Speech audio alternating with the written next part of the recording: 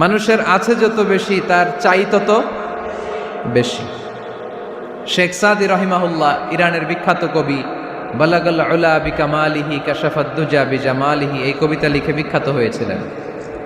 তো ওনার একটা সময় আর্থিক দৈন্যতা যাচ্ছিল, টাকা পয়সা ছিল না, ফলে পায়ে দেওয়ার মতো জুতা ছিল না। কি ছিল না? জুতা ছিল না। তো খুব আফসোস করে একদিন মনে মনে আল্লাহরে বলে, আল্লাহ আমি এত বড় কবি, আমার পায়ে দেওয়ার মতো জুতা নাই। আহা, আফসোস করে ঘর থেকে বের হয়েছে। বের হয়ে দেখে এক ভিক্ষুক ভিক্ষা করে। ওই ভিক্ষুকের দুইটা পাই নাই, ভিক্ষুকের দুইটা, আর কবি সাহেবের কি নাই? জুতা নাই। কবি সাহেব যখন এই দৃশ্য দেখছে, হায় রে, আমার তো পা আছে, এর তো পাই নাই, সেজদায় পড়ে গেল। আর আল্লাহরে বলে, আল্লাহ শুকর আলহামদুলিল্লাহ, বেশ ভালো আছি, আর কিছু লাগবে না। এজন্য শান্তি হচ্ছে শুকর আলহামদুলিল্লাহর ভিতরে। শান্তি কিসের ভিতরে? শুকর আলহামদুলিল্লাহর ভিতরে। এজন্য আওয়াজ করে পড়েন আলহামদুলিল্লাহ। আপনার চাহিদার কোনোদিন শেষ হবে না। দেখবেন যার পা নাই, সে পা দেখে আফসোস করে, ইস লোকটা হেঁটে যায়, কি সুন্দর যায়, আমি তো হাঁটতে পারি না, যদি হাঁটতে পারতাম, যদি দুইটা পা থাকতো। যার পা আছে সে সাইকেলওয়ালাদেরকে দেখে আফসোস করে, ইস আমার যদি একটা সাইকেল থাকতো তাহলে তার হাঁটা লাগতো না, সাইকেল দিয়ে বাজারে যেতাম। যার সাইকেল আছে সে আবার হুন্ডাওয়ালাদেরকে দেখে আফসোস করে, ইস একটা হুন্ডা যদি থাকতো তাহলে তো ভোঁ ভোঁ করা যাইতো না। হুন্ডাওয়ালারও আফসোস আছে প্রাইভেট কারওয়ালাদের দেখে, তারা আফসোস করে, ইস আমার যদি একটা কার থাকতো তাহলে তো কার চালাইতে পারতাম।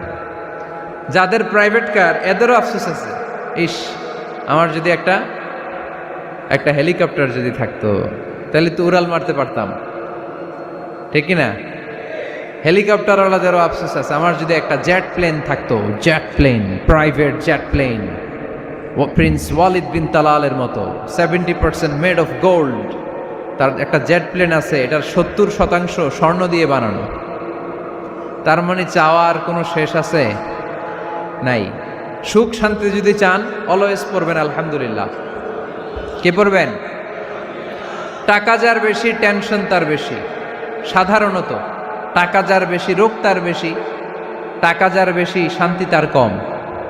আপনি খোঁজ নিয়ে দেখেন, 1000 কোটি টাকার মালিক, ঘরে শান্তি নাই।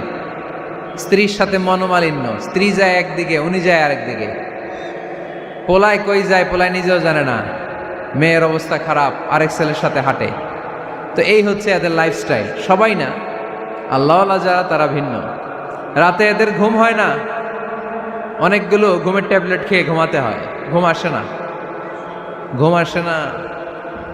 কিন্তু রিক্সাওয়ালা, কুলিওয়ালা, দিনমজুর, এদের রোগ বালাই আছে? কথা বলেন। খাওয়ার সমস্যা আছে, ঘুমের সমস্যা আছে, শুইলেই ঘুম আসে, যেখানে রাইত ওইখানেই কাই। ঘুমাইতে দেরি, নাক ডাকতে দেরি হয় না, ওর নাকের ডাকের আওয়াজে ট্রাকের ইঞ্জিনও ফেল। শান্তির ঘুম। এই জন্য সবসময় শান্তি খুঁজতে হবে। কি খুঁজবো? শান্তি দেওয়ার মালিক কে? আল্লাহ তুমি এই দেশটাকে শান্তিময় করো।